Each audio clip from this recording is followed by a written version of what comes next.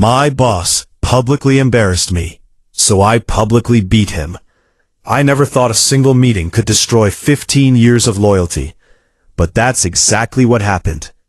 My name is Ethan Carter, and for almost a decade, I worked for the same company. I showed up early, stayed late, covered shifts nobody wanted, and helped build projects that generated millions in revenue. I wasn't the loudest employee. I wasn't the guy who bragged about his achievements. I simply believed hard work would eventually speak for itself. Unfortunately, hard work doesn't always get rewarded.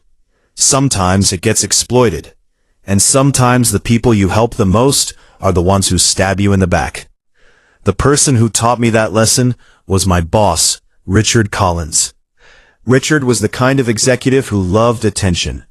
Every success belonged to him. Every failure belonged to someone else. At first, I ignored it. Most employees did. After all, he was the vice president. Arguing with him was career suicide. So we smiled, nodded, and did our jobs. For years, I convinced myself that keeping my head down was the smart move. Then came the project that changed everything. The company had landed a massive contract worth nearly $12 million. Richard assigned me as project lead. For 8 straight months, I practically lived at the office. Weekends disappeared. Family dinners disappeared. Vacations disappeared. My team and I worked ourselves into exhaustion. But the results were incredible. We delivered everything ahead of schedule. The client was thrilled. Upper management couldn't stop talking about how successful the project had been.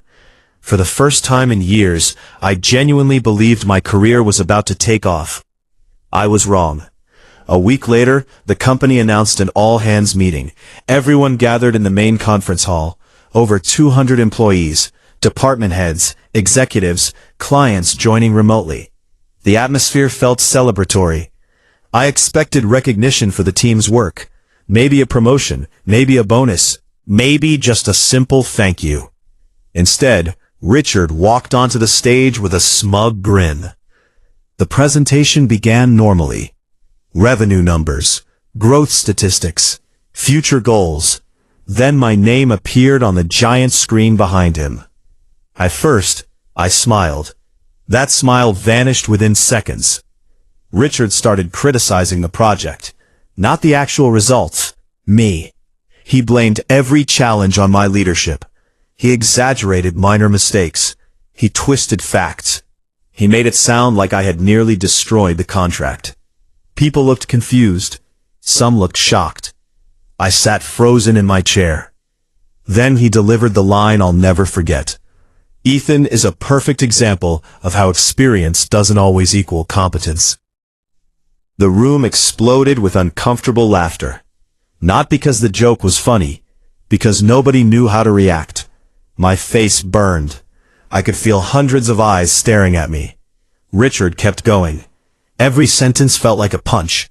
Years of work, years of loyalty, reduced to a public humiliation show. And the worst part?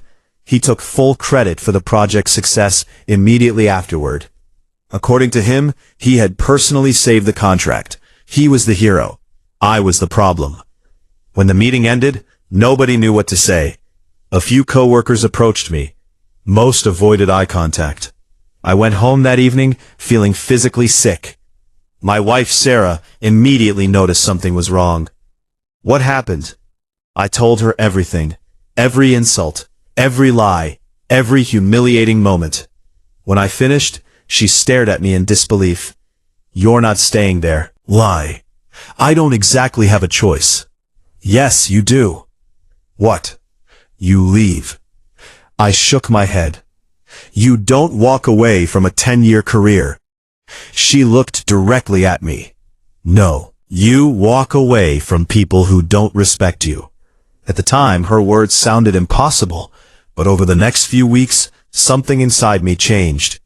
The humiliation kept replaying in my mind. The more I thought about it, the angrier I became. Not because Richard embarrassed me, because he stole my work, my reputation, my future, and everyone at the company knew it. Then something unexpected happened. One of the clients reached out privately. We met for coffee. After a few minutes, he leaned forward.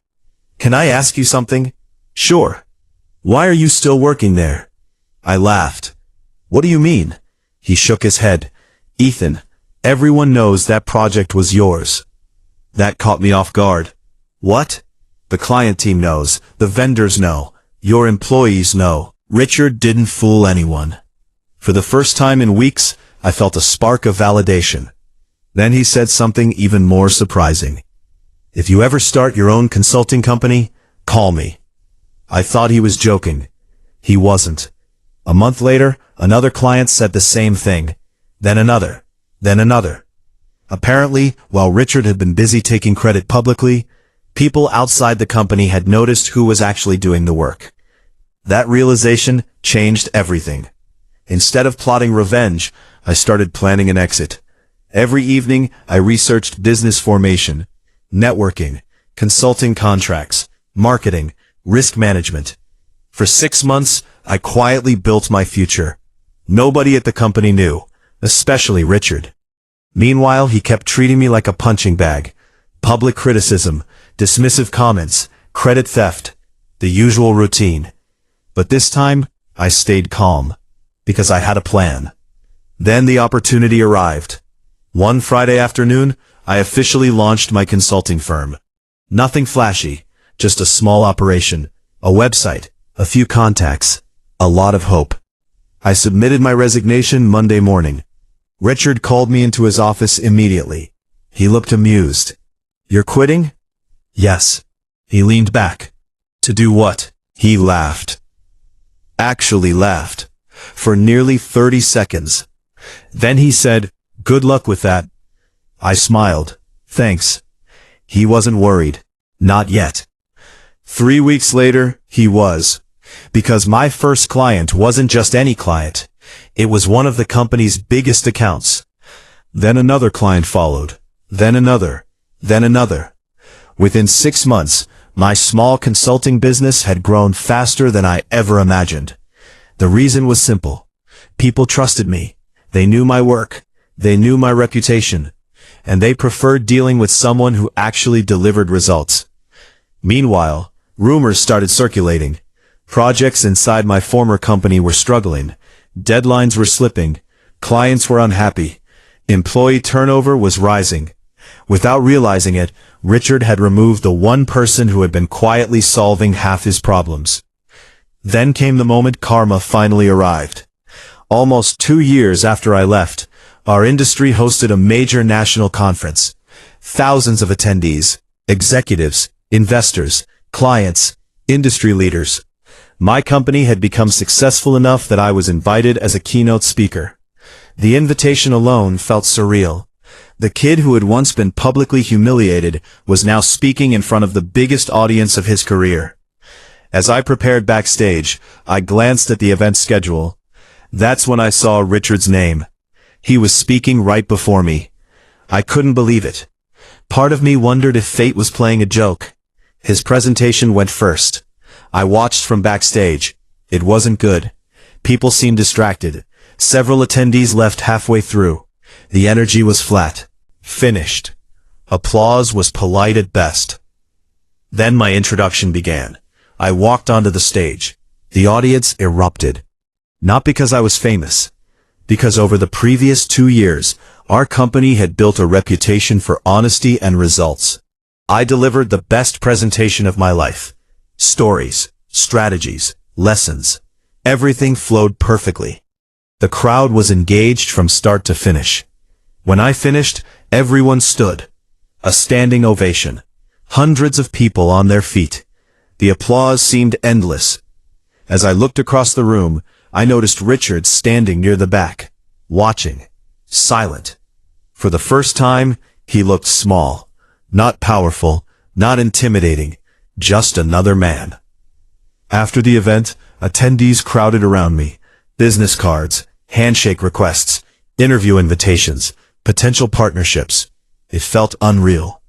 Then I heard a familiar voice. "Congratulations." I turned around. Richard. For a moment, neither of us spoke. Then he extended his hand. I shook it. "You've done well," he said.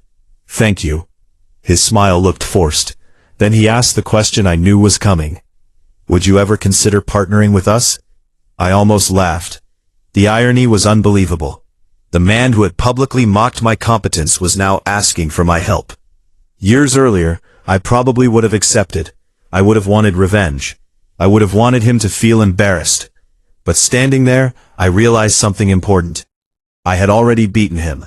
Not by humiliating him, not by destroying his career. Publicly. I beat him by succeeding.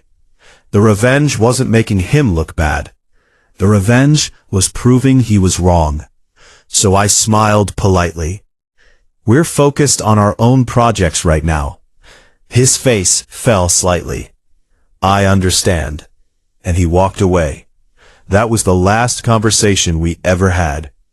A year later, I heard he had been pushed out of the company. Declining performance, client losses, leadership concerns. The same behavior that once protected him eventually caught up with him. As for me, life became something I never imagined.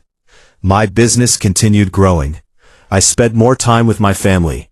I stopped waking up anxious every morning. I stopped wondering whether my work mattered, because now I knew it did. Sometimes, people ask whether I regret not humiliating Richard the way he humiliated me. The answer is no, because public revenge feels good for a moment. Success lasts much longer. The day Richard embarrassed me in front of hundreds of people, he thought he had won. He thought he had established his power. He thought he had put me in my place. What he didn't realize was that humiliation became motivation. The insult that was supposed to break me ended up freeing me. And years later, standing on a stage in front of thousands while he watched from the audience, I finally understood something. The most satisfying revenge isn't making someone fall. It's rising so high they can no longer look down on you. And that is exactly what I did.